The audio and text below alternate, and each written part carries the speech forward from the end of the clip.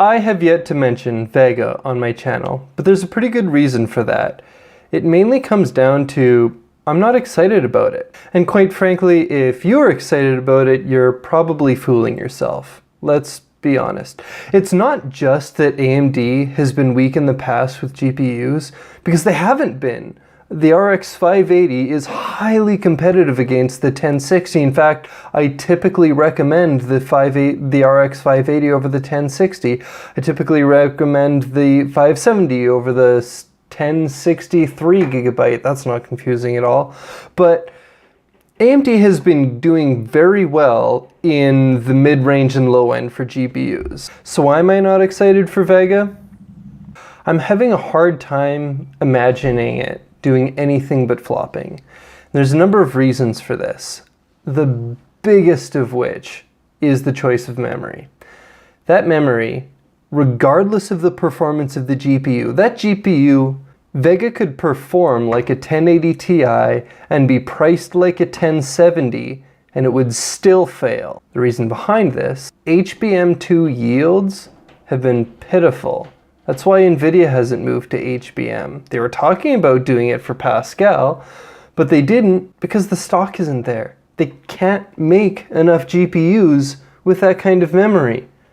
Plus, it's expensive.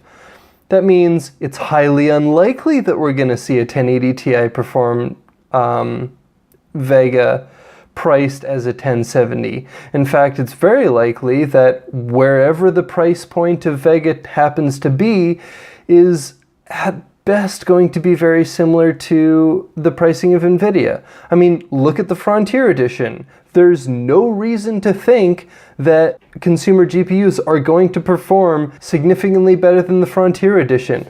Linus Tech Tips did that video. Lots of people everywhere have been saying, oh, you can't compare Frontier Edition to NVIDIA GTX GPUs because you're comparing a server GPU to a consumer GPU. First of all, that's completely false. Frontier Edition is not a server GPU. It is, by AMD's own admission, a gaming and development CPU. In fact, it has gaming specific drivers for it. They're a little bit older, although AMD claims they're not that old, but even if Frontier Edition is just their server lineup chip, it still can be compared quite accurately because you can compare Quadro cards to the GTX NVIDIA cards. People are like, oh, you can't, but you can. And they perform quite similarly. Take a Quadro P6000 and it compares and it performs just like a Titan, which is just like a 1080 Ti. I mean, it's not exactly the same, but it's very comparable. Thus, to say that you can't compare the Frontier Edition to what we can expect for the Consumer Edition is just ridiculous. Of course we can. I mean, the best thing that we can hope for is some driver update. Kind of like when the 480 first came out of the gate. The 480 was not quite as strong as it ended up being. In fact, that was the entire reason they launched the 580. They did the rebrand because they wanted a new set of reviews with the new drivers, basically. They needed to get people to realize that the drivers are better now. But even then, it wasn't a huge revolutionary difference. It wasn't the difference between a 1050 and a 1060. It was like the difference between a 1063 gigabyte and a 1066 gigabyte. Like, it wasn't revolutionary. It got better a bit. And I think we can entirely expect that from Vega. Yes, the Vega gaming GPUs will perform a little bit better than the Frontier Edition is now. But also the Frontier Edition will also benefit from those driver updates. So no, the performance of Vega is not going to be revolutionary. The performance of Vega, depending on application, is going to range from halfway between a 1070 and a 1080 to in some cases with better drivers, in better case scenarios, somewhere between the 1080 and the 1080 Ti. I was hoping it would match the 1080 Ti, but it doesn't look like it's going to in basically any situation. But even if it did, even if Vega came out of the gate, the air-cooled Vega performed equal or greater to the 1080 Ti, it still wouldn't matter. The reason it's not going to matter is the choice of memory. First of all, HBM2 is expensive. There's a reason that NVIDIA only puts it on their super high-end GPUs. There's a reason that AMD's last HBM card, the Fury and the Fury X, were also very expensive because of that freaking HBM memory. HBM memory is great in theory because it's right on the die, it's very compact, you don't have to have those memory modules all around the GPU. It's also lower latency, and the bus is massive. I mean, the Titan, off the top of my head, has a 384-bit bus, something like that.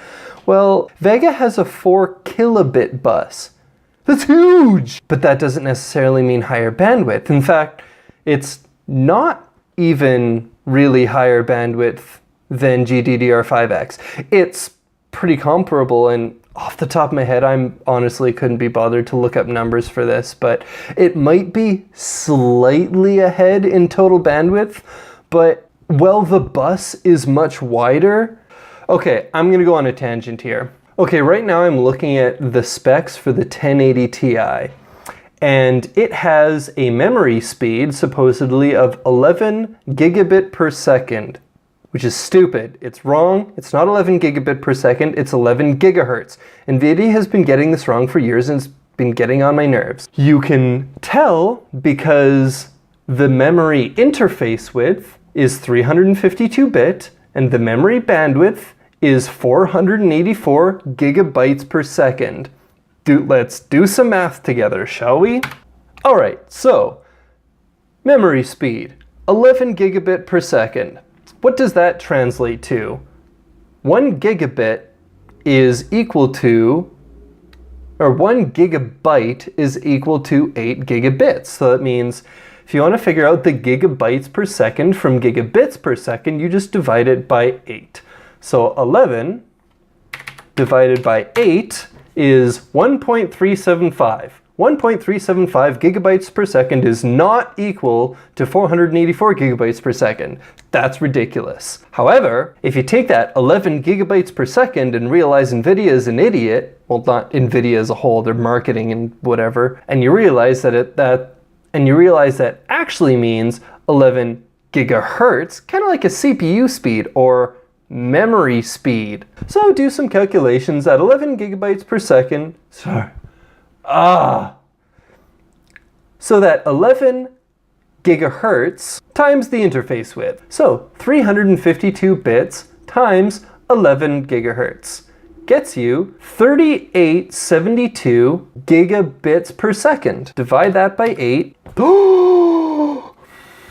You get 484.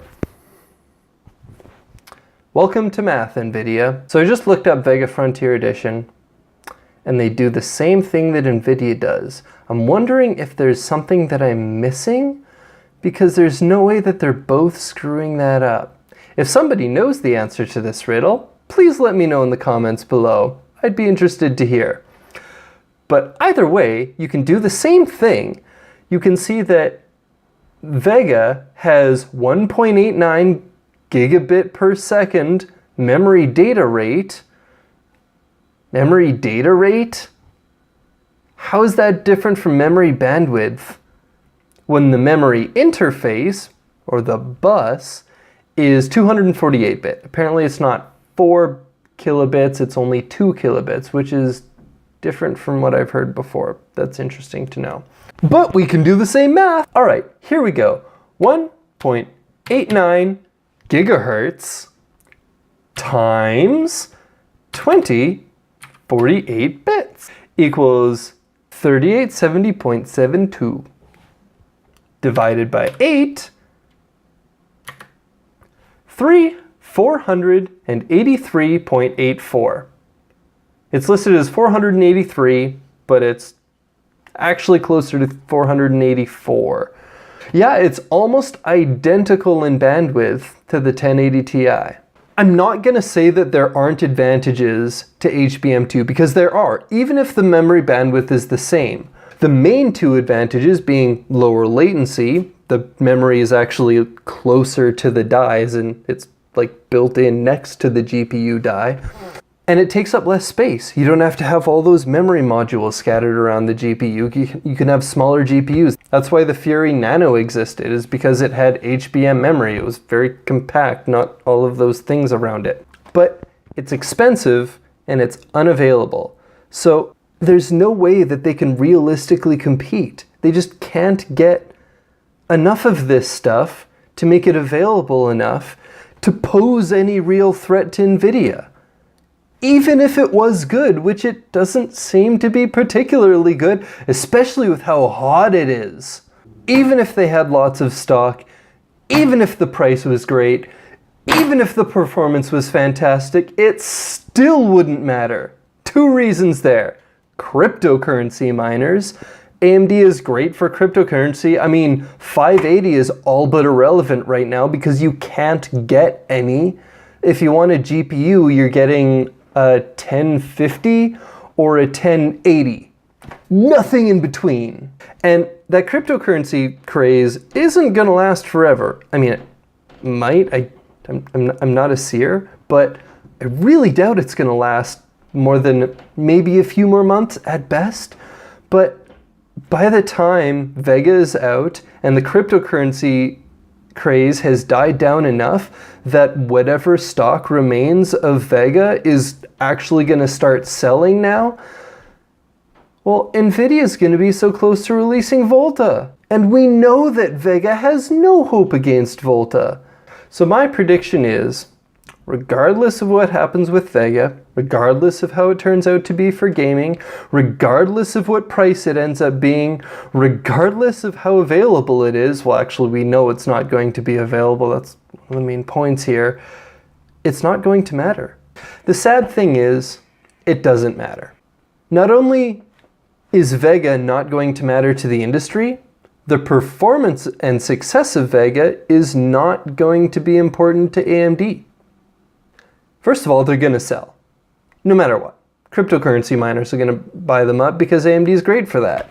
You can't buy a 580 right now because cryptocurrency miners. That's not going to change with Vega. Vega's also going to be great at that. Every indication is Vega is going to be great for that. So AMD doesn't need it to be good for gamers, and we don't need it. The reason that we don't need it now, I'm not going to say we don't need AMD in the gaming market in general for GPUs, because we do. They're important, but right now, NVIDIA has been doing a pretty good, not an amazing job, but a pretty good job of keeping pace. There was a few generations there, like the 4, 5, 6, 7, were just like little bitty hops from the next one, no big deal. But then the 900 series was a huge jump.